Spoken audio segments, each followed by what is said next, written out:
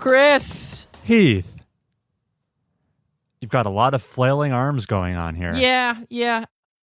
Oh, we should be in mourning, though. You're right. We should. Could you be more specific? I'm referring to the news there. We got a lot of things shaking up. Yeah, these are crazy times. You're still going to have to get more specific for me. It's the end of an era as far as streaming is concerned. With Mixer bowing out, they up and sold to Facebook. Going off to greener pastures. Bluer pastures. Bluer, yeah, bluer. Well, no, wait. Is anybody green? Who would be green? Like NVIDIA? Ironically, Spotify, but we'll get to that later. I feel like the Xbox logo has a lot of green, but they're leaving that, right? Oh, yeah. They didn't even use their green. Well, this is Mobius Tubes. Yeah, this is Mobius Tubes. A video game podcast, and we are, this is episode 43. That's good to know. And this is June 27th, 2020 that we're recording this one. And Heath, you look on edge to me. Well, I'm just thinking of all the fun times I'm going to have in Hellblade. Okay, yeah. Thank you for that. No problem. I fell into the trap that corporations always want you to fall into with subscription services. Oh. This is going to be very on topic for one of our topics later on, but I'm subscribed to a Humble Bundle monthly bundle kind of thing, and usually if the games of the month either don't appeal to me or I already have some of them, I pause for that month, but I forgot, and it's on auto renew. So I ended up with a duplicate of Hellblade, and yeah, you are the lucky beneficiary. Yay! But we're getting ahead of ourselves slightly. First, we should probably talk about all the cool games we've been playing. Yes. And your commentary of these next few games are some of the most awaited commentary for me. Interesting. Highly anticipated. Yes. All right. Well, I'm going to start off the games I've been playing with some stuff you did not see coming whatsoever. Oh, what the heck? But it's going to be super quick because I don't have much to say. I've been bouncing around kind of all over the place. So last episode, I talked about how I replayed Devil May Cry 5. Yeah. And believe it or not, I went ahead and did an entire third playthrough of that game, just between last episode and this one. So I just keep on rolling. There's nothing more to say about that, just that. You just gotta let it out, let it out. I really have to pull my devil trigger. Moving on, I, for the first time in all of 2020, dusted off my Switch and plugged it back into the wall. Because you are not an Animal Crosser. Right, yeah, Animal Crossing was not my cup of tea. I didn't even try it. It just didn't look like a game that would appeal to me. So I had no reason to plug in my Nintendo console. Until I got the itch to play... Paper Mario? Mario Kart 8 Deluxe. Oh, good. Oh, fine. Which is a game I've had for years, but I just wanted to play more. And man, those Nintendo games are very charming, aren't they? They're evergreen. They are. You can just always play them. They have a timeless appeal.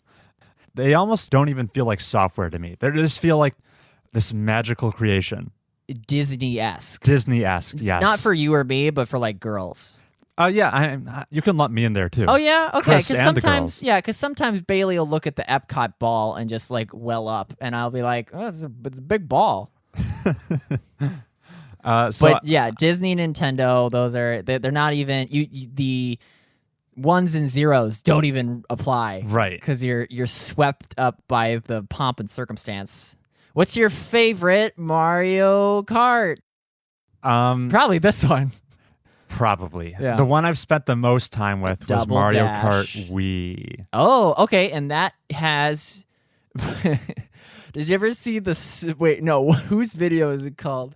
I think Donkey's video is called like Mario Kart Wii Hitler's Reign. It's just...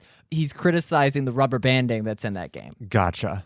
Although that's in all the Mario Karts to some extent. Right. Rubber banding for you. Granted, here's an interesting thing. Like, everyone has played Mario Kart. Yeah, everyone alive today. That is an assumption I'm willing to make. Yeah. 101%. Rubber banding, for those that aren't familiar, is when the 8th place cart will reach speeds to a greater extent than the car should be able to in order to catch up with the pack or the first place person. The worse you're performing, the more powerful the items you're going to get from the mystery boxes. That too. Which will help you alleviate that gap you're falling behind on. Yes, and good on Nintendo for doing that. Yeah, it makes it a tighter race. Mm-hmm. The opposite of rubber banding is snowballing, in which the winner just keeps winning more and more and more. Right. Yeah, this is the distinction between family entertainment versus pro competition. Yeah. Yeah. What are you in the market for? Are you driving through Moo Moo Meadows and being like, whoa, I almost hit a cow? Or are you on Wario Stadium like, I'm going to get the gold? I mean, I'm always trying to get the gold and avoid cows. Yeah. So I feel like both apply. Okay. Which is, it goes to show how that game is perfect. Yeah. This is going to be the last Mario Kart game for years. It's right? Interesting. It would mean like the Switch doesn't get its own fresh entry in the Mario Kart franchise, because this is ostensibly just a port from the Wii U, right? With some bells and whistles thrown in. Mm-hmm. It has so much content in it. I don't feel like I need a new Mario Kart, but definitely not. Yeah, Mario Kart 9 better be a VR exclusive. A VR exclusive for the new, you're just in the cockpit for the Switch of 2. the cart, first person perspective. Yeah. Oh man, every time you get hit by a green shell and you like do a spin, you'll be horribly nauseous. Oh yeah, in this VR version. Yeah. You'll be blowing chunks everywhere. Oh, that sounds like a nightmare. So you're playing against online people? No, I've been just trying to rack up the 150 the 3-star ratings in like the Mir Grand Prix and the 150 cc's. This one even has 200 cc's. That's insane. Those are tough. Yeah. And as you collect coins on the racetracks, you unlock new vehicle customization options and things like that. Do you like the coins? Yeah. No one likes the coins. I like the coins. No. It's not complex, but it adds this one extra little layer to consider while you're racing. Okay. Because the more coins you have, which caps at 10, the faster your max speed is, I believe. Yes. Yes. And every time you get hit, you lose 3 of them. Right. So it incentivizes you to go a little bit out of your way. Instead of taking the sharpest turn on a corner, maybe you go a little bit wider to pick up some of those coins as you swerve by. Yeah, but I feel if you're in first place and you've been in first place for what feels like hours, it's a letdown if you just keep getting coins every time you do an item box. Oh, yeah. I wish if you were in first place, you could still get competitive items like bananas or green shells. I'm not talking like first place gets a chain chomp or nothing. First place totally can get a banana. Yeah. That's not unheard of. It's not, but I feel like every time I'm just getting coin after coin. You feel like you're being discriminated against. Yes. In the coin item. Winners should be appreciated. I see. Cool. It's fun. So that's Mario Kart 8. You probably know exactly what that game is like if you've played any of the Mario Karts. Okay, so that brings us to the main event. I've played a lot more Disco Elysium. Oh, okay. What did you think I was going to be talking about? You thought this was going to be the Outer Wilds show. Uh-huh. Heath, if I had been playing Outer Wilds, I would have invited you to watch my stream by now. Uh-huh, okay. That will be forthcoming, don't worry. All right.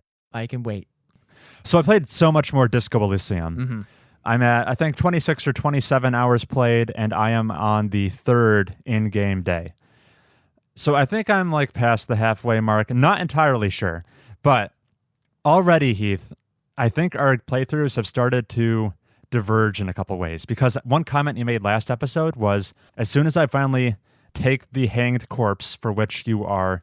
Disco Elysium, by the way, is a detective game and this cool original setting where you... It's a... Revachol. Revachol and the district of Martinez. And you are a kind of an alcoholic cop who has amnesia, and he's trying to solve this hanging. Wait! You said kind of an alcoholic cop. You should say you're an alcoholic and kind of a cop. That's fair. That is very fair. Good distinction there. Who needs to try to regain their memories? Yes.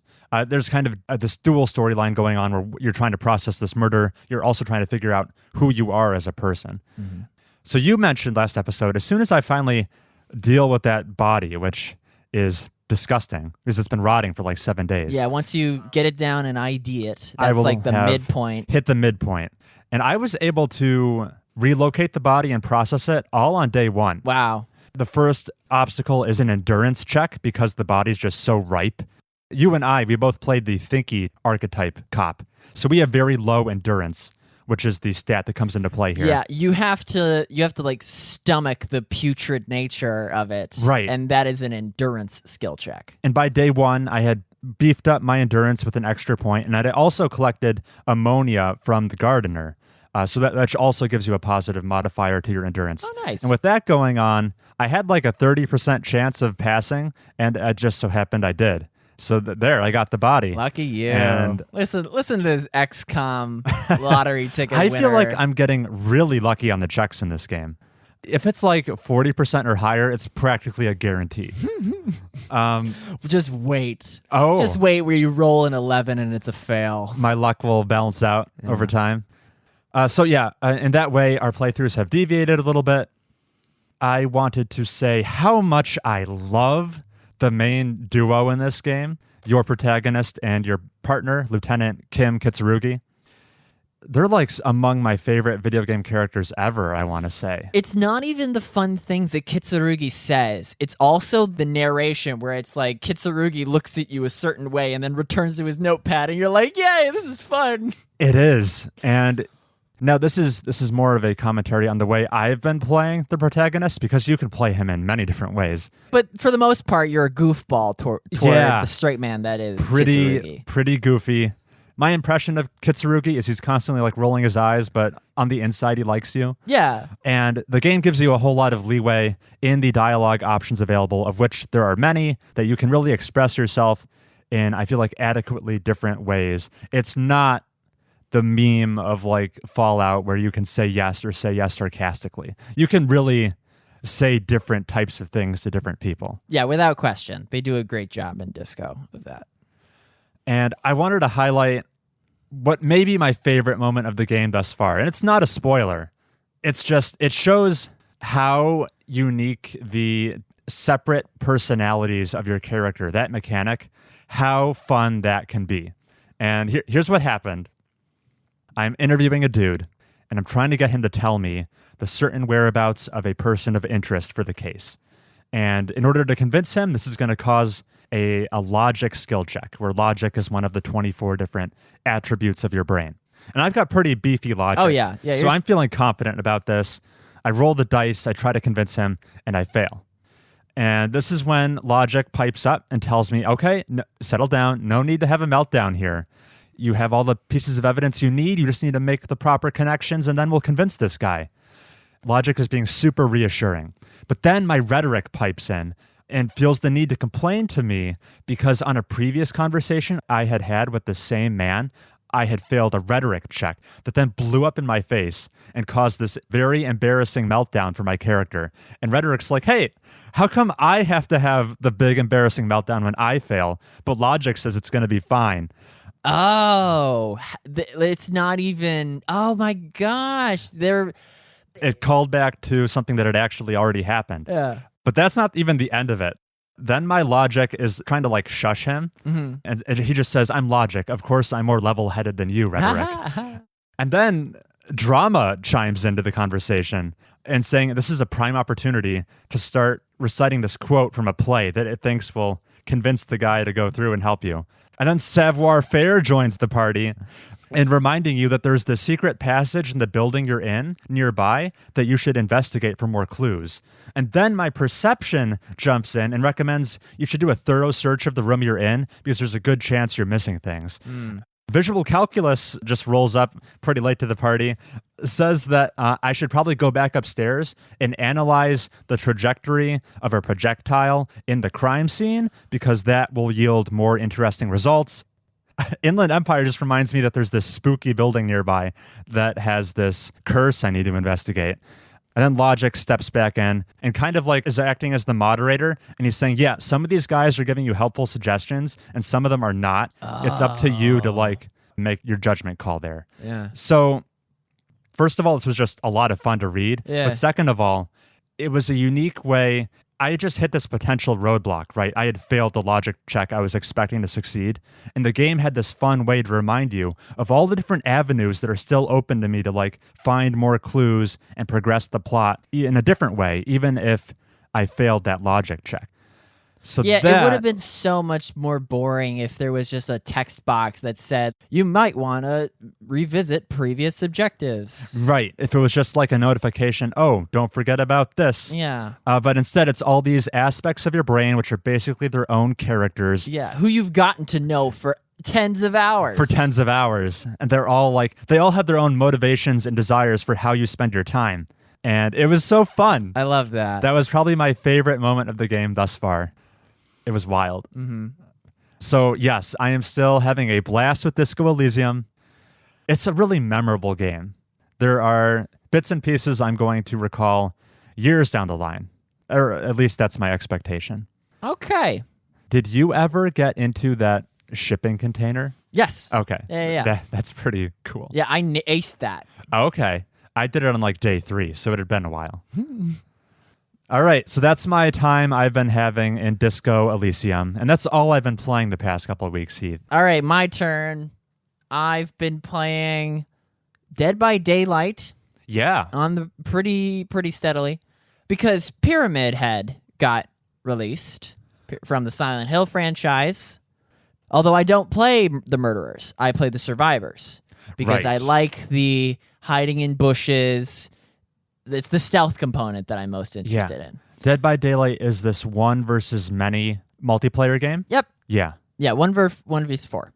Cool. I've been watching really good players play, and they're making use of these great exhaustion perks and dead hard, which allows you to sprint burst at a moment just as the killer's about to swing an attack, and then it allows you to get around the corner and drop the pallet to extend the chase so that your other 3 teammates have enough time to repair the generator so you can power the exit gates. I love working on the generator for the most Yeah. part. If somebody is getting chased on the other side of the map, I'm like, oh, thank goodness. I could just do my skill checks and contribute that way. What is it like working on the generator? What is actually happening on screen? You hold right bumper and the little loading bar appears and it just slowly fills up and it's like repairing.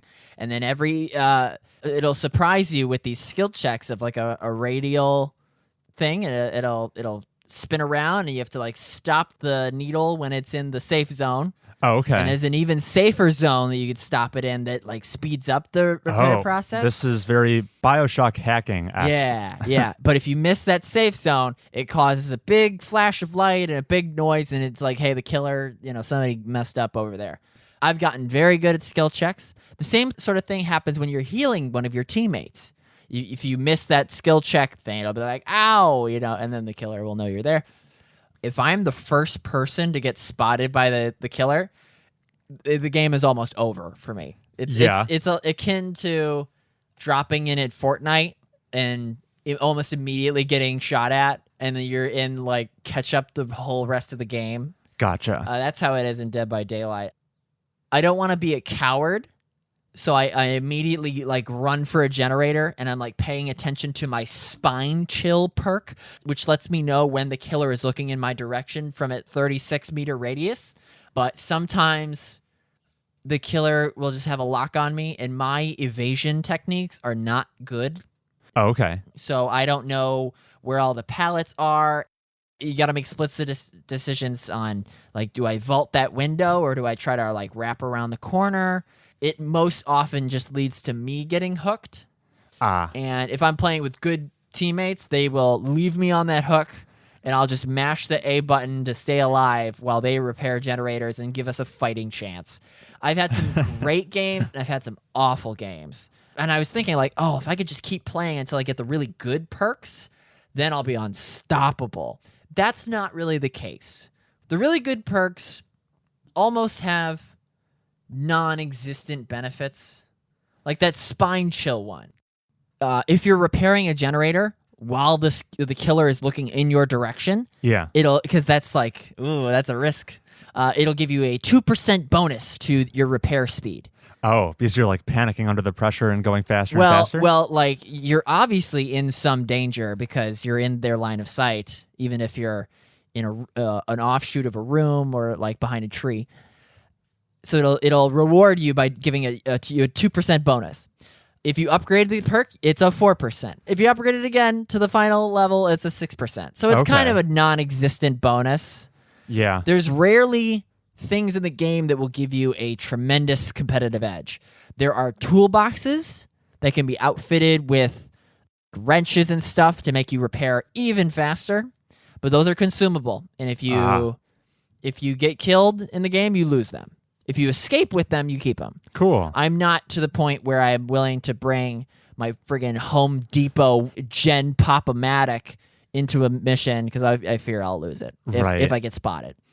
The killers, I'm great against the nurse. The nurse has a blink teleport kill mechanic. Ooh, from Dishonored? Close enough. Her movement speed, just walking around, very slow. But she can look in a certain direction, hold it for a certain amount of time, and she will go that distance. And she can do that twice before she has like a cooldown stagger effect. I can juke her really easily if I'm in a chase. If I'm against the spirit, who has like this invisibility thing, her character model will just freeze, and then she'll appear over there because she was just walking in invisibility. Same thing with the Wraith. The Wraith can be invisible, run over to where you are. Only when he's visible can he attack you. I lose to the invisibility guys. Pyramid Head, who's the new guy. Yeah. Pyramid Head has projectiles. Oh. Kind of. He has a big knife, and he can slam his knife, and it shoots a shockwave at you. Cool. He can also drag his knife through the ground, and it causes red mesh of rebar and razor wire. And if you run through it unsuspectingly, you get this status effect that now you are vulnerable to his other gimmicks. I'm not good against Pyramid Heads yet, but no one really is because he's so new. I see. Have to learn the meta. Yeah. I think I'm done playing it for now. Okay. Just because I've upgraded my character as much as I can, and that is not giving me instant wins. And I feel like I am ready to carry a team of my friends, and we can. It's called Survive with Friends, SWF. That's in the DBD community. That's what we call it. Oh. Yeah, I feel like I can go in with a team. I'm confident enough where if I'm healing my friend, I'm not going to mess up a skill check, and they're going to be like, wow, Heath, way to choke. So that's where I'm at with the game, and that's all I've really been playing. Gotcha. I appreciate how much variety there is between the killers because they seem very asymmetrical and different. Yeah, the clown has noxious gas canisters he can throw. The Oni is this big Japanese, like huge Demon. Japanese guy. Yeah. Who's kind of slow, but if he hits you, you'll start dropping blood droplets. And if he eats enough of the blood droplets, he'll get this like blood rage effect. You hear him like roar, and then he can sprint way faster than you. That's cool. So it is cool. Sweet. Well, sounds like we've covered our weeks then. Yep. And then we shall take a break right now, and when we return, it'll be all about the news. See you then.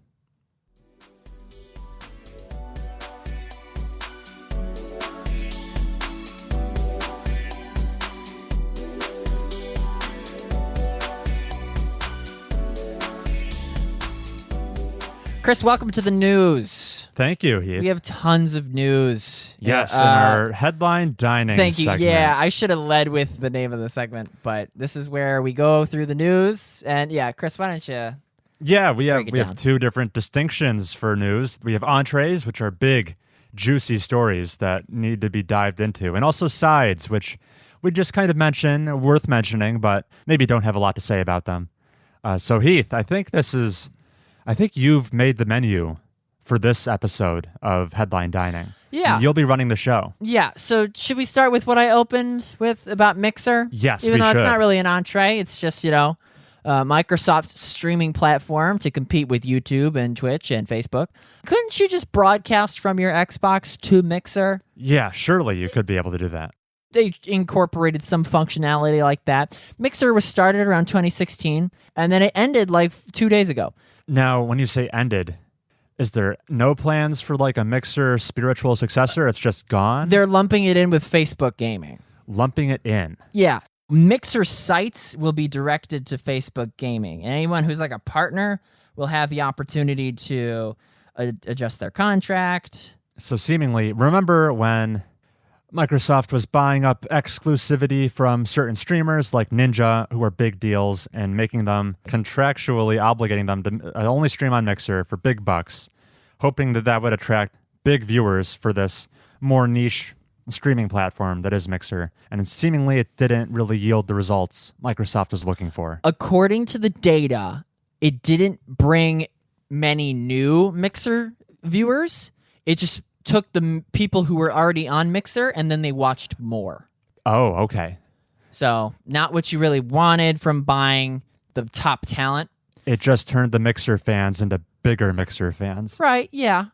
Still not a huge reason to leave Twitch or YouTube because all your functionality was already there. Yeah. I'd be lying if I didn't say that I did tune into a Ninja stream on Mixer at one point. Or wait, no, was that just a clip? Well, you're unsure. I can say definitively that I never tuned into Mixer. Okay, and you never will be able to because they're transitioning to Facebook gaming. How is Facebook gaming going to fare? Well, you think so? Facebook has a massive user base of people that aren't on Twitch. Yes, but do they want to watch video game streams? Yes. You think so? People will watch anything on Facebook. Now, correct me if I'm wrong. I picture Facebook's primary demographic as being older. Yeah. So you think this is the Trojan horse that will get older generations to watch video game streams? Because I am skeptical. No, this will do fine.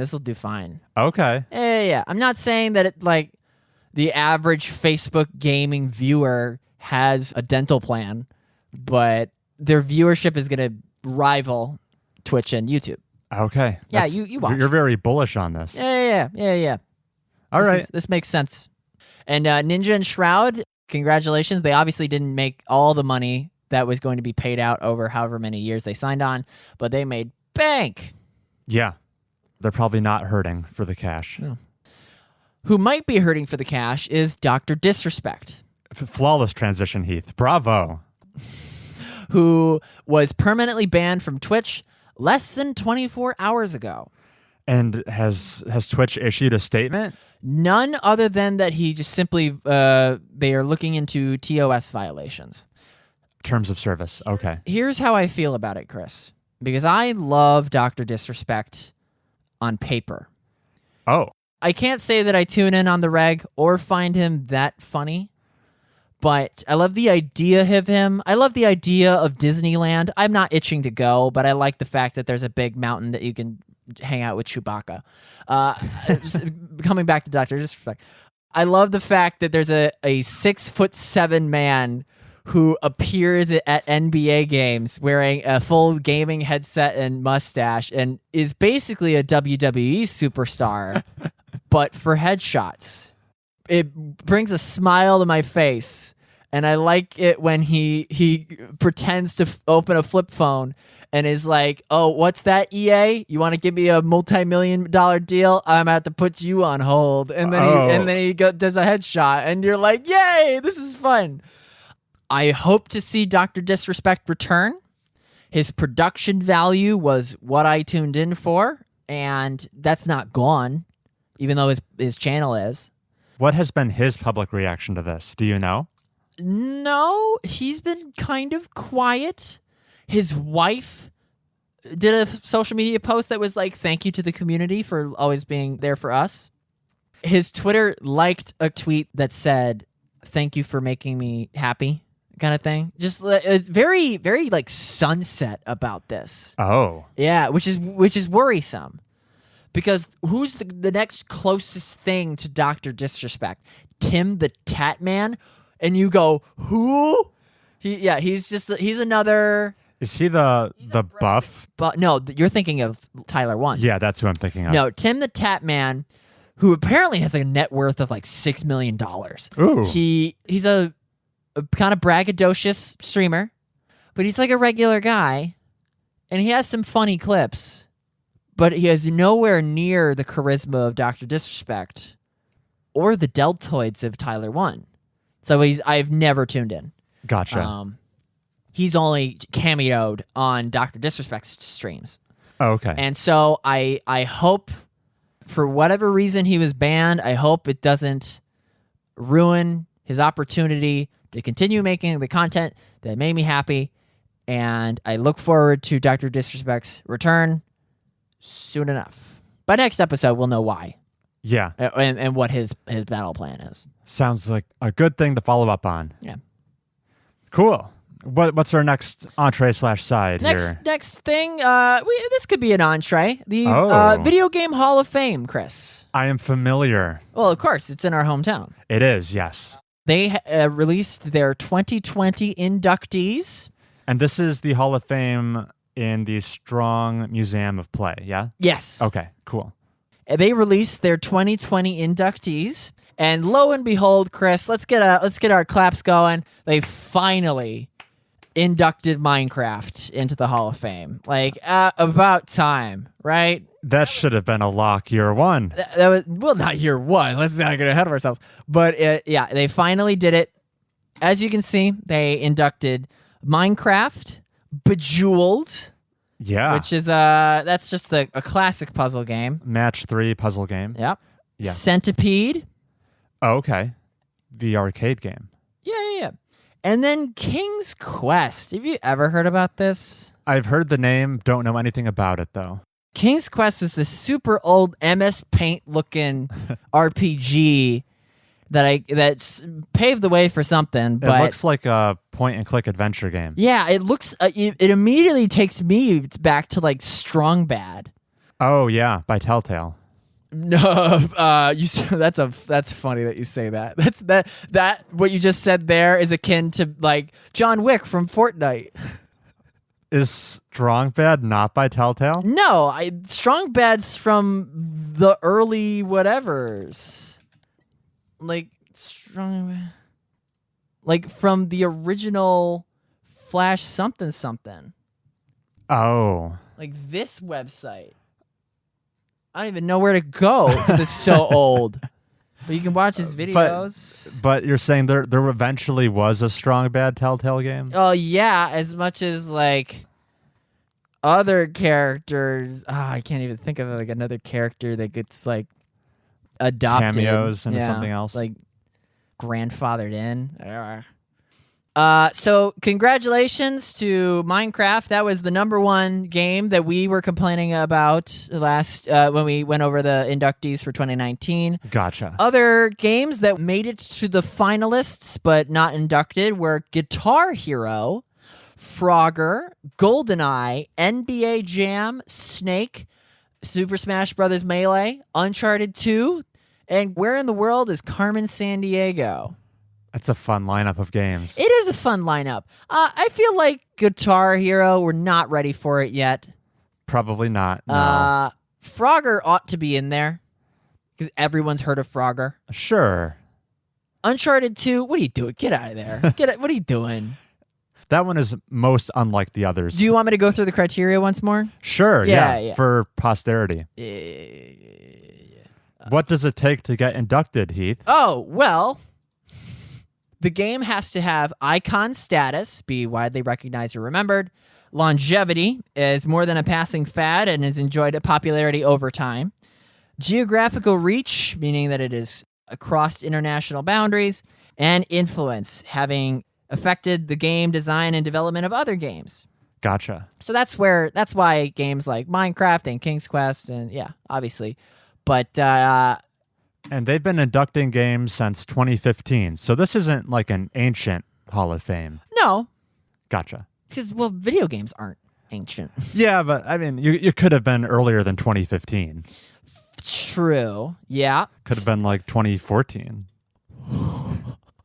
Or better yet. Yeah. Anyway, I feel like for 2021, I would induct Frogger, Snake as like the 2 retro representatives. I get Snake and Centipede confused. Oh, definitely. Yeah.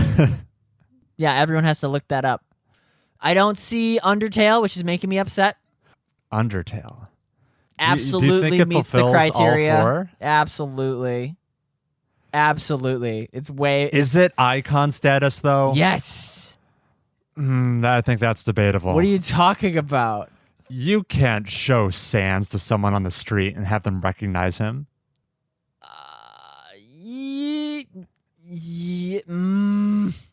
Or any character from that matter. Longevity, that maybe has yet to be proven since the game is like 5 years old. The other ones, we could probably make a case for those. Yeah, I think it's too early for Undertale. Sorry. Well, fine. Heath. So that was that. Cool. The last little side for me was Disco Elysium getting the TV show. Disco Elysium has a TV show coming? They are getting a TV adaptation from the makers of the Sonic the Hedgehog movie. You're saying words, Heath, and I'm struggling to process them. Popular RPG may be adapted into a TV show. Okay, may be adapted. It's possibly coming. Is this like how the Uncharted movie has been possibly coming for like 15 years? The game's developers are teaming up with DJ2 Entertainment to work on a TV series. Would you watch this show, Chris, given how you've played however many hours of Disco Elysium? I feel like the appeal is the very personal uncovering your history as a detective and what you forgot from your amnesia and solving the cool crimes according to the personality you've kind of developed for yourself. I don't know if I want to see, here's the canonical protagonist, and these are what he's good at. So maybe canonically, he's not so smart, but he's really good with emotional intelligence, which mine is not. I don't know if I necessarily care to see that, because when I'm going to be done with Disco Elysium, I'm going to feel like, oh yeah, that was my story with that game. I don't want to see this new alternate history version of the same events playing out on the TV screen. Okay, so you're saying that it would need to be almost anthological and follow a different story in Revachol. Maybe you're also a newcomer to Revachol and trying to find employment, be it at the docks or at the bar. Yeah. And just in the background is the main character from Disco Elysium, followed close behind by Kitsurugi, doing things that you would think that he would do. Yeah. But without explicitly being like, this is the canonical follow of the game. That could work. You know? Either that or the showrunners need to come to my house, grab a copy of my save file. Yes. And then go off of that as the script. Only then would you watch it, as long as it follows your personal playthrough. Right. But it's a really cool setting for a game. I think it could be a really cool setting for a TV show as well. It would be, part of the game's aesthetic is this very painterly quality art style, which you can't do that on the live screen. Sure you can. You think so? Sure you can. Yeah, you just saturate the lighting and make it very bloomy and yeah, you could do it. You could totally do it if it was like an animated TV show. But if it's live action, I'm skeptical, Heath. I don't care how many lens filters you put over the camera. I don't think it'll look very similar. You don't want to hear my casting ideas? Oh, sure. Throw them out there. Well, I think the main character has got to be played by a Steve Buscemi or a Bill Macy. Do you know these people? I don't. Dang. Well, I'm going to nod like I do, though. Yes, the fans might know. Just some kind of greasy looking guy. And then I think that the union leader, what's his name? Everett. Yeah, Everett, the union boss. Yeah. He should almost be, even if the show is live action, he should almost be like a CGI character and be like just a really big, gross man. Yeah. Sort of like Kingpin from the Spider-Verse. Gotcha. You know how Kingpin is just like this big man? He's a towering individual. Kinda. Yes. I think that Measurehead should be played by, who's that guy? It's like DJ something. Yeah, this guy. Yeah. Digimon Honsu. From Guardians of the Galaxy. And from other things. He's from Captain Marvel as well. Yeah, he should be Measurehead. Look at that face. Anyway, so Disco Elysium TV adaptation might not be the best idea because it kind of goes against the core principles of the game. in the genre. Yeah, depending on how they do it. But it might be funny, like if you're watching the show and the character is faced with a decision and you hear the roll of the dice in the background. You don't see it, and then a flash of red light appears on the screen and you're like, oh no. So that's all I had to say about that. Cool. That's my news. All right, I have no news.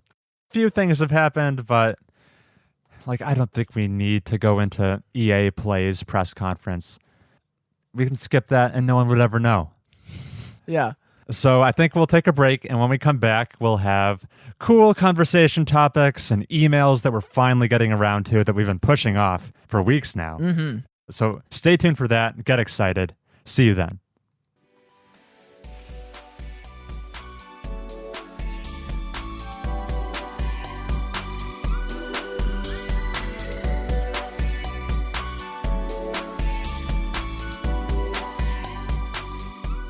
I was going to have Bailey play Return of the Obra Dinn Okay. and then pitch her the version of Return of the Obra Dinn that she would want to play.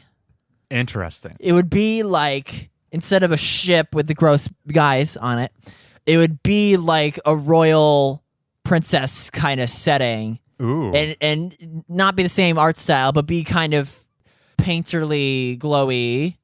I don't know if I would call the game like Coronation, and you'd have to figure out when like everyone was last seen, and like this prince got tricked by a nymph, and then this guy, and then this princess, she ate a poison apple, and like that kind of like that's a and fun just Disneyify it. Yeah, it's a fun concept for a game that could really be applied to like any setting you want. Right. But one that Bailey would like. Right, yeah. Not 1800s trading ship, but right, yeah. something else. Yeah, and instead of the fates of like, oh, they were crushed, they were clubbed, they were shot, it would be like they absconded, they were tricked, they were discombobulated. I don't, These ones eloped or something like that. Yeah. And like what happened on the night that the queen disappeared, or like this whole kingdom disappeared. You needed to get Lucas Pope on the phone. Oh, he's busy. He's busy, like, looking into some weird... He's, like, picking the sesame seeds off of Burger King buns and making that into a game. Like, it's just the total most mundane thing. And then, it's the #1 indie game of the year. Yeah. Sweet. And we're back. Chris, we didn't even care to mention Min Min and Smash. Yeah, I definitely did not care to mention Min Min and Smash. It's just Nintendo being like, this is almost worse than Byleth. No, actually, no, I take that back. Nothing is worse than Byleth, because they said it was going to be an ARMS character. And I was ready for it to be like Goro from Mortal Kombat. Wait, is that his name, Goro? I feel like that's correct. Because he's got 4 arms. That's that joke. Anyway. Yeah, it's interesting they didn't go with one of like the 2 main leads you think of when you think of ARMS, if you ever find yourself thinking of ARMS. Springman and Twintel. Yeah. They went with this tertiary character. No, she was pretty poppin'. Oh, okay. Yeah, don't get it twisted. I don't know anything Don't get it about twisted ARMS. like a arms. Yeah, with your springy arms. Yeah. Heath, I have a cool conversation topic for you. You do. This is pretty evergreen for monetary reasons. Oh, yeah, because today we're talking about video game prices. Because, I don't know if you've heard, Heath, video games cost money. Dang. Except when they don't.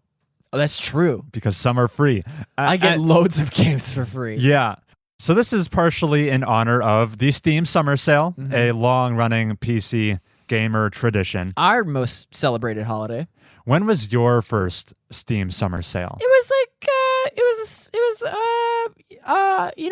I think I bought like Kerbal Space Program way back when. Way back when? Any idea when that might have been? I mean, I've had my Steam account since like 2015, right? Okay. It just so happens my first Steam Summer Sale was also 2015. Yeah. And back then, it was blowing me away. There are still games you bought from that very first sale that you have yet to play. That is correct. That is true. This just goes to show the bounty of games you can get. Yes, and as the years have gone on, maybe my enthusiasm has waned a bit. Although that's probably That's just 'cause for the better. Yeah. Have you had a chance to look at the sale at all, Heath? No. Wait, no. I did get an email that said I have 10 items on my wish list that are for sale. Nice. Yeah. Did you look at that That's email? the entire wish list. Yeah, I looked at it, yeah. Anything you were considering snatching up? Dishonored was 70% off. Ooh. But I already own Dishonored Do you? on Xbox One, Okay. Then I guess you probably don't need to buy that. I guess. Dishonored 2 was also on sale. The only game I am eyeing on the sale for sure is Outer Wilds, which I think is 30% off. Mm-hmm. And I will be snatching that up for $16 and some change. Yeah. They're doing this promotion where if you spend $30, you get like a $5 off discount. Yeah. So I'm going to find something to get me above that threshold. As of yet, don't know what that'll be. They've also launched a new store, but it's like... What? Yes. It's a permanent store where you can buy, you can... I thought you were about to say used copies of Steam games like that French story. This is mostly cosmetic stuff for your profile. You can get like animating character Overlays. GIFs from every game you like. For example, Witcher 3, there's this one they're prominently showing where Geralt is in a bathtub bouncing around. You can like buy that for these fake Steam points. And you get fake Steam points whenever you spend real money on Steam. It's cool they're going to be persistent because they've done things like this in the past where they only last for like the duration of the sale, which is whack. Why would you ever spend points on those? It's evaporating money. Right. And you can finally, I don't know if you know this, but when you would like craft a badge in Steam, once you've collected enough trading cards, you'd get like a cool background for your Steam profile that's specific to whatever game's badge you just crafted. Like the overlay of the app or your profile, like your photo? When you go to your profile, it would be like in the background. So it's not the blue.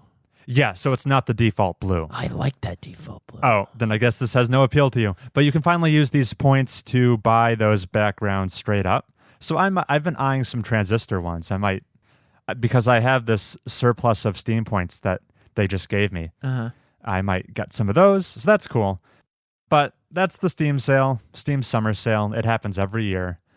I wanted to broaden this conversation, Heath, and talk about what are your video game spending habits in general? I'm very frugal. Yeah, okay. I've actually been more reluctant to spend money despite these sales on account of Epic giving me these games on a regular basis for free. Gotcha. I've been picking up like For Honor. I picked up the Borderlandses, which I might have bought at one time, and I might have bought the Batman Arkham Knight at one time, but Epic Games has just been giving them it for free. Right. So, at a very regular cadence. Yeah, so my spending habits have been wildly different since the beginning of this podcast. Interesting. Because there's always that chance where, I could buy this game right now, or I could wait a couple months and maybe it's on Epic Games for free. Yeah. So there's kind of that risk reward going on. And it's a very low risk and very high reward. Gotcha. So the few times you do plunk down the cash for a game. I purchased Edith Finch last week. Oh, did you? Yeah. What? It was 50% off, mind you. Gotcha. What factors have to be in play for you to justify that My expense? girlfriend existing. Yeah? Well, because we played Edith Finch, she drove. Okay. Yeah. Yeah, right. We were looking for someone to play. It was a couples bonding game. Yeah. So do you only buy games with the potential for couple bonding? I only buy games. Oh, friggin' Dead by Daylight. I bought that last Steam sale. Gotcha. The very last Steam sale. Yeah. And Hoi 4. And Hoi 4. Yeah. Have you ever... Hearts of Iron. Yeah. Hearts of Iron 4. Okay. Sorry, you were about to say, have I booted that up? I was going to say that. Not since, no. But I might. I just like the idea of it. So were it's those the games Dr. Disrespect of video games. Okay, you like it on paper. Yeah. So those games were just tantalizing enough that you said, yeah, let's buy these. They were. I'd say for myself, I'm also on the frugal side of the spectrum. Maybe not quite to your level of frugality. Right. I'll buy them a little more regularly than you. Typically on sale is what'll do it for me. Partly because I've only owned a PC for the past 3 years. When prior than that, I was a Mac user. A Mac user. And proud of it. Filthy. Do you have any hot savings tips besides just wait for games to appear for free on Epic? Boot up your Xbox once in a while. Because there were games with gold. Okay. That I took advantage of. Yeah. Are you still a Games with Gold subscriber? I'm not a gold subscriber anymore. Gotcha. But I think that the games that I got through that promotion are still installed. Okay. Cool. Yeah, I have some. If you are on PC, I've got 2 hot tips for you. One is there's this website out there called istthereanydeal.com. And if you go there, you can search for any game your heart may desire. Heath, what have you been wanting? You want Frostpunk, for example. Yeah. So istthereanydeal.com. This is a wonderful resource, probably the best. You can also sync this website with like your Steam account, and it'll just import your wish list onto its own wait list kind of thing. And now on this website, if you click on any given game, it will not only show you the current best price for any given game across multiple storefronts. And what are these storefronts, Heath? We're talking things like Humble Bundle and Game Belay and Fanatical. You're looking at me with these questioning eyes. These are legit. These are authorized Steam key sellers. I've bought with them without issue for years now. So Is There Any Deal will show you what the current best price is to be found anywhere. It'll also show you the historical lowest price any game has ever dropped to. That's a huge deal. Yeah. So you can know, like, okay, I'm buying this game for $10. The lowest it's ever been is $9.50. So I'm getting a pretty good deal here. Or you can say, oh, how good is this 50% off deal really according to the historical trend? And it'll even show you like a scatter plot graph of the price over time fluctuating. You can be very informed on games with this Is There Any Deal website. The most handy thing is if you import your wish list from Steam or whatever, it will actually, if you set it up, it will send you emails whenever a game hits a new historical low. Yeah. So you can be like very well informed. So I take frequent use of that website, and I also leverage bundles, specifically from Humble Bundle, where you can accrue so many games that way for very cheap.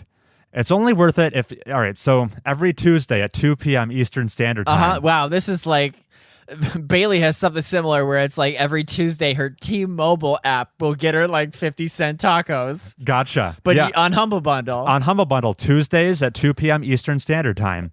This is when a goat gets sacrificed and you reach into its guts and you pull out an SD card. This is where they upload new bundle deals, and a bundle is usually like a collection of 10-ish games with 3 tiers to it. First tier is always $1. For the price of $1, it'll give you the 3 games in the $1 tier. Tier level 3 would give you all games for usually a price of like $12 to $15. So that's like 10 games for $15. Not too shabby. And then there's that ambiguous middle tier where it doesn't have a set price. It's the average price everyone has paid for the bundle averaged out. Okay. So the people buying the $1 tier would be driving the average price down, while the people buying the $15 tier would be increasing the average price. Okay. And like a $1 game would be like Uno, right? No, there's usually like one thing you would want in the $1 tier. Maybe like a Hotline Miami? Yeah, that could totally be in the $1 tier. Yeah. I'd say usually when I see there's a bundle with at least 2 things I will actually play in it, that's where I get tempted. And I bite the bullet. Yeah. And I end up with like 6 games I'm never going to play. And that's where I make frequent use of the hide the games in my Steam library feature. Oh, yeah. It's the most important feature. So, yeah, Humble Bundle is cool. There are some great deals to be had there. My favorite one was probably like they did a Total War franchise bundle where it was like almost all the Total War games. And I paid like $12. And it was great. You know what this sounds like? What? This is 2 girls being like, I got this dress for $9. And it's like, ooh. It is exactly I got that. the Total War franchise for this many dollars. It is that to a T. Heath. Wow.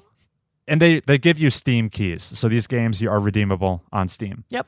Occasionally, they're even DRM free as well. Which is how I got into the Preach. Shh, don't say that. Oh, no. I'm bleep, bleep, bleep, bleep. Yeah, so that is Humble Bundle and istthereanydeal.com, my 2 favorite game purchasing resources. So which brings us to the broadest part of this conversation, Heath. How many games should you buy? Let's talk about the current state of game prices. They're great. Great. They are great. Can't complain. There's a whole spectrum from the free-to-play games, which you need not ever pay money to play, all the way up to the AAA $60 new release video game. Yes. And there's literally everything in between. You've got Undertale coming out for $10. You've got the Spyro Reignited trilogy coming out for $40. They've kind of experimented with that whole spectrum in between. What's interesting, I think, is that unwillingness to go above $60. That feels like a hard cap, does it not? Yeah. So just a little bit of contextual history here. Going way back to the 90s when there's like SNES games and things like that. Those games were distributed on physical cartridges. Yeah. And cartridges are kind of pricey to make compared to a disc, which are how physical games are made these days. So prices were kind of high. But then the PlayStation 1 came out, and we saw video game prices go down because that disc format was so much more affordable. And the prices got kind of standardized, while in the cartridge days, prices could be a little more all over the place. Some games were even like $80 if it was like a difficult cartridge to make. But CDs were all uniform and identical. We saw prices standardized during like the PS2 days. The games were $50 for like whatever big game you wanted to buy. The Grand Theft Autos and the PS2, those were $50. And then the new generation arrived. That was the Xbox 360 and the PlayStation 3. Mm-hmm. And they said, okay, we're going forward. The new standard is a $60 game. That is the price for whatever AAA game you want to buy. And it's been that way ever since. That was back in 2005, by the way, when $60 was like the new gold standard. It's interesting as the generations have gone on, so far they haven't opted to raise that price. Taking into account inflation, that $60 game back in 2005 would currently, if like you wanted $75. For that same price in $20, it would be about $78. Ooh. So even though we're now paying kind of less than ever in real-world purchasing power, the prices have not necessarily risen to match that. And this is all on the back of development costs are going up. They're not staying constant. It costs more money to make a game today than it did by 2005 standards, because you need those HD textures, Heath. Yeah. So there's a few explanations for that. First of all, something we didn't have in 2005 that we definitely have now are microtransactions. You love them. We all love them. We can't get enough of them. So those help offset that $60 price tag. Even though $60 doesn't go as far in 2020, people are continuing to spend money even after they bought the game with DLC and season passes and skins and things like that. And also the video game audience, the people who buy games, I think it's fair to say it's bigger today than it was in 2005. Yeah.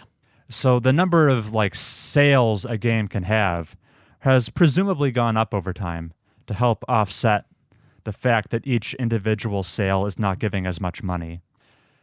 But it's weird. It's weird because as video games are increasingly becoming less of a physical product, people are buying them fewer and fewer games in store on disc. Increasingly, you just buy them on your digital storefront of choice. Mm-hmm. The whole supply aspect of supply and demand is evaporating because there's technically infinite supply. It's not like, I'm going to be hard-pressed to get a copy of Skyrim. You got to get Animal Crossing now because they'll run out. No, they'll never run out. Right. So the prices could be... It's unbounded. It's interesting. Might be safe to assume we have this next-gen consoles coming out this fall. They haven't explicitly said the games are going to be $60 just yet. I could envision the going rate bumping up to like $70 per game. Maybe. Because if there was ever a time to do it, it's when you transition into the next console generation. Mm-hmm. Because it's kind of feels like... And the PC price point would match? I think it would rise to the occasion and match. No. That would be my suspicion. It feels like it's kind of overdue for that to happen, but I can't picture developers greenlighting that decision. It feels like there'd be a backlash, does it not? From the developers? No, from consumers. Do you think people would be accepting of a little bit of a price hike there? There'd be a public outcry, but their spending habits would probably stay the same. Gotcha. Yeah, there would be a short-lived outcry. Mm-hmm. And then games that parents might buy for their kids, that would take a hit. Okay. I feel like the people who would buy games for themselves would eat $70. But I'm not sure getting a game as a gift for a young gamer makes sense anymore. Because you could just... He's already playing the free shit. That's right, yeah. Kids are increasingly turning to those free-to-play games, which, that you can usually play those endlessly. So there's no need to plop down for a AAA game they'll be tired of in a couple of weeks. Yeah, I'd say that parents' spending habits would change, and that's not enough to dramatically shift the consumer landscape. Maybe. I'm not an economist. There's that push and pull, right? Because I wonder how companies do this calculus where, okay, we think we have a really high quality game here. We think we could charge we could raise the price 20%, and our overall sales would only decline 5% if we do that. So overall, our total revenue would actually increase. But you can go too far. Okay, we're increasing the price 60% on this game. Yeah. And suddenly 80% of your sales drop 80%. You ended up making less money overall. You become like Apple. Yeah, with their $1,000 monitor stand. They got expensive products that fewer people are buying. That's not true though, because everybody's got an iPhone. This is just anecdotal evidence, but I've started seeing more games released that are like pushing, we have this digital deluxe edition where we bundle in some of the DLC. You get a Master Chief helmet. And that allows them to bump up the price above that $60 threshold. Right. Because they're lumping in things that are... a Fallout 76 leather bag. Right. Special editions and things like that come with bells and whistles. I wonder if we will continue to see those kind of editions increase in popularity. Oh, yeah. To justify going above $60. So that was all I had to say about video game pricing and the current state of buying games. Great. Will I jump at some of these during this Steam sale? Maybe not. You want to do an email, Heath? Sure. All right. Folks, you need only write to us to hear all of our best commentary of your thoughts. Just type it in a little box and send it to mobiustubespodcast@gmail.com, and we will regale you with our finest critiques and criticisms.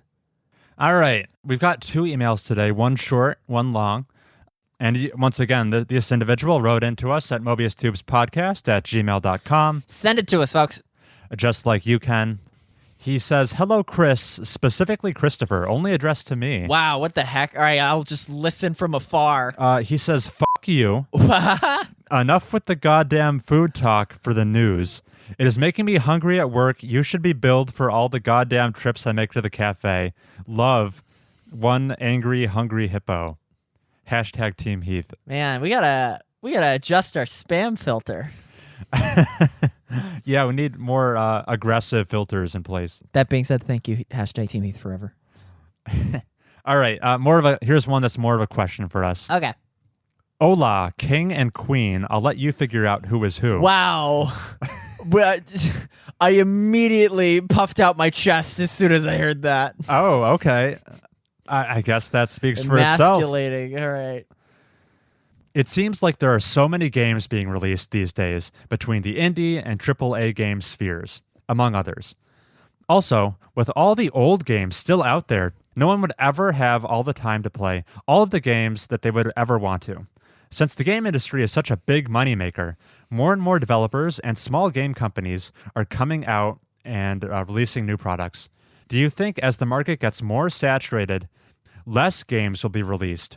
Or Will the game boom just continue onward and upwards forever and ever? Thank you for the pod. Cheers, Natty Ice. Hashtag Team Chris, go back to bingo, Heath.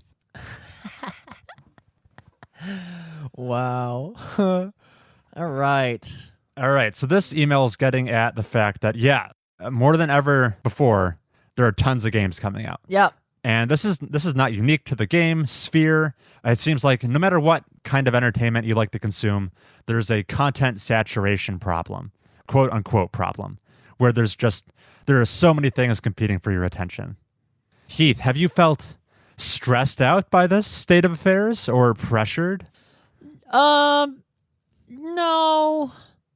because my time is so valuable that I look upon certain games that, albeit are scoring well and selling well, but they're not really piquing my interest. So I'm kind of, despite the embarrassment of riches, I'm protected by my own proclivities. I see. You have a strong sense of your own taste. Yeah, like that Last of Us 2's looking polished, but I'm kind of like, I wanna play with that rope though. The rope? The rope. Oh, I don't know the rope. The rope. Is it like jump rope? Yeah. Why the Last of Us 2's rope is so damn impressive. Yeah. Oh, cool. It has rope mechanics. Yeah, look at these rope mechanics. They had a pulley system in Uncharted 4. This seems like the development of that. This is what's selling you on Game the of the game. year. Heath. Yeah. Back to the content saturation problem. We've touched on this in the past. I would recommend our listener consults episode 17, where we did talk about the content explosion, and also episode 24, where we examined a consequence of this. Heath, you talked about a report of we got to see exactly how well indie games were currently selling on Steam. Spoiler, they weren't selling super hot anymore. As the content explosion got more and more pronounced, game sales fell off a cliff. In fact, the big takeaway from that episode 24 segment was the bottom 80% of indie games on Steam were barely making any money at all, not even close to recouping their development costs. So, the content explosion, there's two perspectives you can examine it from. You can examine it from the perspective of a game creator and also as a game consumer. The easier one for us is the game consumer. The only reason it might be a problem is gems getting buried in all the hubbub and noise, being unable to find the games that would really appeal to you just because of the sheer volume. But Heath, I have good news for you. There's something called the internet that exists that is a fantastic curator. You have so much access to information about what games are worth playing over others, be it video content, be it podcasts, be it written articles. If you spend 5 minutes perusing a game, you can get a pretty good sense of whether or not it'll be your jam or not. I never would have found Jump King. Jump King? Jump King. Jump King is just a 2D platformer in which you are trying to ascend, and you can't really move to the left or the right. You can only jump. Okay, so yeah, clearly a very niche game. I had never heard of it, but it somehow made its way into your periphery. Yeah.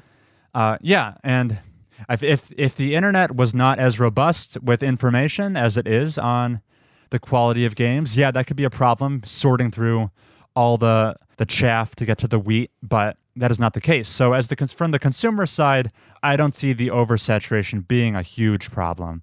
For the developers, though, it's scary because there's so much competition. Yeah, and you need to catch fire. And you need to be picked up by a streamer, or you need to carve out your own little niche. Mm-hmm. Otherwise, you're not gonna succeed.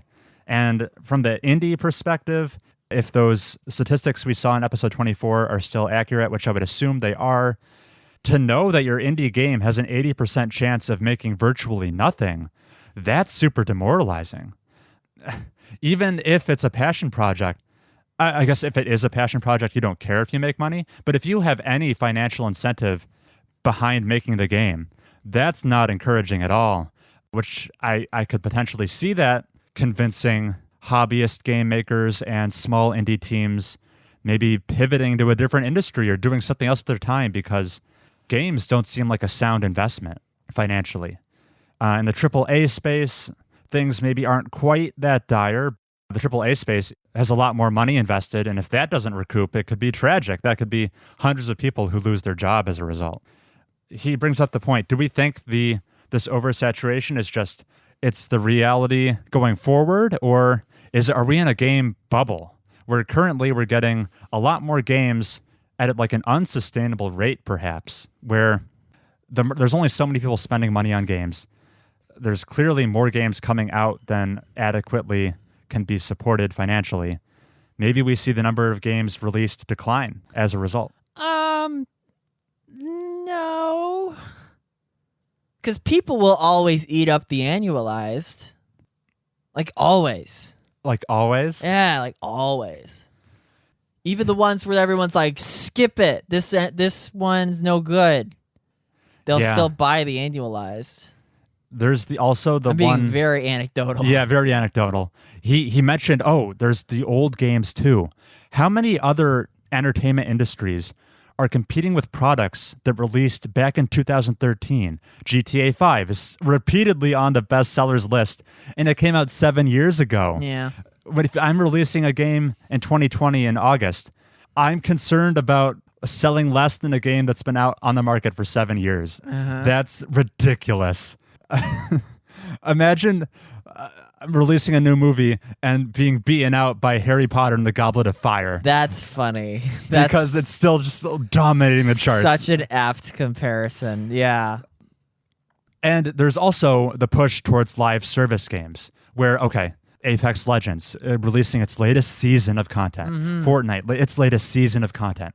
How many games does someone realistically have the bandwidth to stay up to date on all these seasonal games? I feel like for most people, the answer is they have the bandwidth for one seasonal game. Yeah, at most two.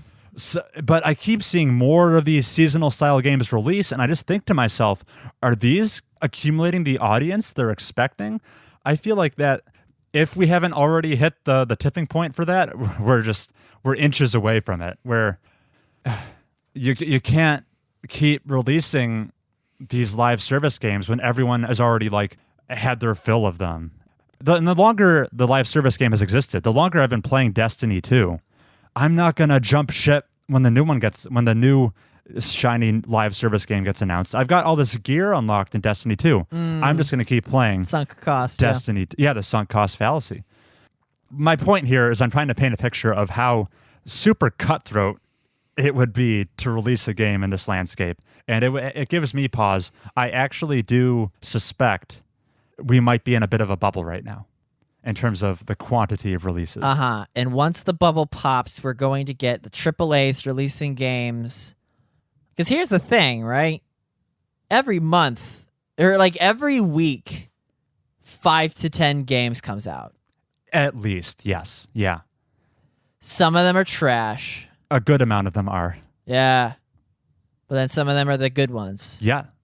Let's say there's one good game released every week. I think that's fair, yes.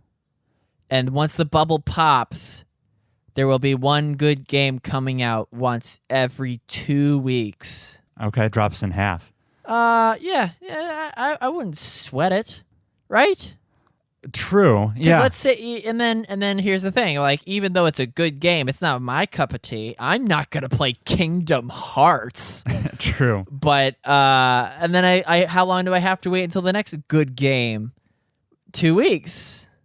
So as far as new games, once the bubble pops, I really wouldn't sweat it. Case in point, because there's so many good old games. True, yeah.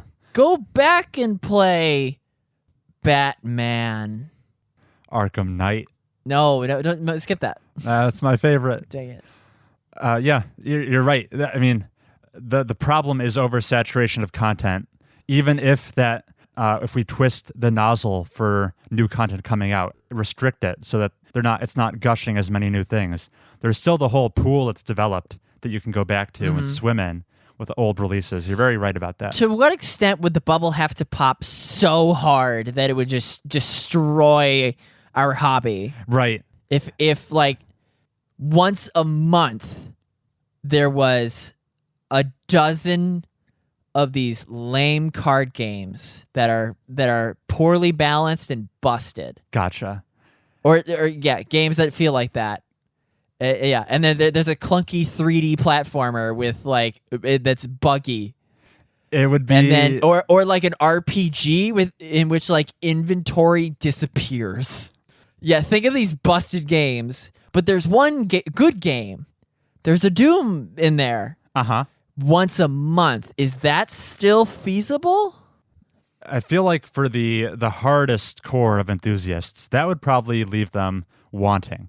They'd want more than that. They would, and so they would eat up the busted and spit it out. And just spit it out. Is they're unsatisfied. Like, this is awful, and then mod the busted to be good. Perhaps. Yeah, and people do that. Yeah. The video game bubble has burst in the past. There was a video game crash in the early 80s. Yeah. But that was for a different reason. It was hardware prices, right? It was like severe lack of quality control. There were companies, but video games were like the big hot new thing. Yeah, there were companies that had no business making games that were releasing video games, and they were abysmal, as you would expect. Yeah, it's like if Cisco made a VR console. Right, yeah. Every company that was even tangentially related was releasing shoddy kind of games. Yeah. And in response, like consumer confidence in game spending plummeted because they had no idea. It's like if the California Raisins launched steaks. Right, yeah. Just something vaguely food related. Mm-hmm. And then in response to this, we got the Nintendo seal of quality, which they started putting on their games for the NES, and that was the resurgence of consumer confidence that, okay, I'm buying games that are actually going to work. Because many of them were just full-on busted. They were full of bugs. Mm-hmm. Maybe that's why to this day Nintendo games on launch usually don't need to be patched too much because they're just so well polished. Right. So answer my question. How? To what extent would the bubble have to burst? Because even if the bubble bursts as bad as I say, where like in February you get like one good fighting game. In March you get one good horror game. In April you get like one. Nothing happens in April. In May you get one good adventure game. Gotcha. And like on a monthly thing, it's just like, because that's kind of the way it is for movies. Okay. Right? And moviegoers aren't displeased by that. January, you just stay home. You just sleep through it. You watch... Goblet of Fire. Yeah, you watch Goblet of Fire again. You don't go to the theaters in January to watch a stinker horror movie. I see. Here, my concern is not that game releases would dry up completely. Despite the anecdotal... There was like a head honcho at Sony the other day who gave a quote saying that like the current state of AAA game development is unsustainable, which is pretty dire. But ignoring his quote, I don't think game releases are going to dry up. I worry about creativity being severely stifled because if suddenly the indie creators, 80% of them aren't making anything, all that creative potential could potentially dry up. I worry about the AAAs who have the means to release games just constantly doubling down on the safe bets, the annualized franchises. They're not going to launch new IPs. It's just going to be more Nathan Drake, more Spider-Man. With prettier visuals and the same mechanics you've seen time and time again. Yeah. That would be my worst case fear. Where Lucas Pope hangs up his coat and says, I'm done. Ooh. That's the future I don't want. Yeah. But I'm optimistic that the quality releases will find a way to bubble themselves to the top and get discovered despite the huge sea of competition. Yeah. And we won't have to face that reality. Did we answer Natty's question? I feel like we did. Yeah, we touched on everything. Okay. What was the main question? The main question was, do we think there will be a bubble pop, or is this game saturation the new status quo? And the short answer is yes, but it hopefully, You won't even notice it. Should the bubble pop, I don't think it would be very dramatic. Okay. Yeah. It Like would be- I was saying, Yeah. if like the good games only came out once every 2 weeks instead of 1 week, you wouldn't really notice, because on the weeks where you're not playing the new game, you're playing Harry Potter and the Chamber of Goblet of Secrets. Fire. Yeah. I had a Harry Potter game from like Chamber of Secrets, Oh. and I never got past the stealth mechanic, because you would go into like the dark arts library and there would be a bunch of these like sentinel wizard guards who, if you got caught by them, it would be like minus 10 points to Gryffindor for being in the restricted area. And That's harsh. I retried it so many times and I bankrupted Gryffindor of its points. I couldn't recoup it in Quidditch matches. You couldn't save scum your way out of that? I was too young. I didn't understand. This was on like the GameCube. Got it. All right. Thanks for your question, Daddy. Yeah, thanks. We had a lot to say about that one. So I think that's going to be a wrap for episode 43 of Mobius Tubes.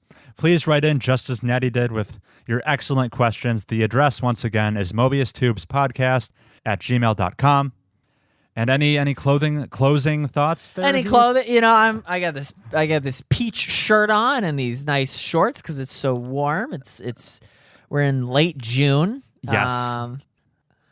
Episode 44 is one I'm excited for, and episode 45, of course, we're going to do Mobius Tunes again. So there are fun things on the horizon. Oh, Mobius Tunes. Yeah. And that'll be a wrap. So we'll see you next week. Bye-bye.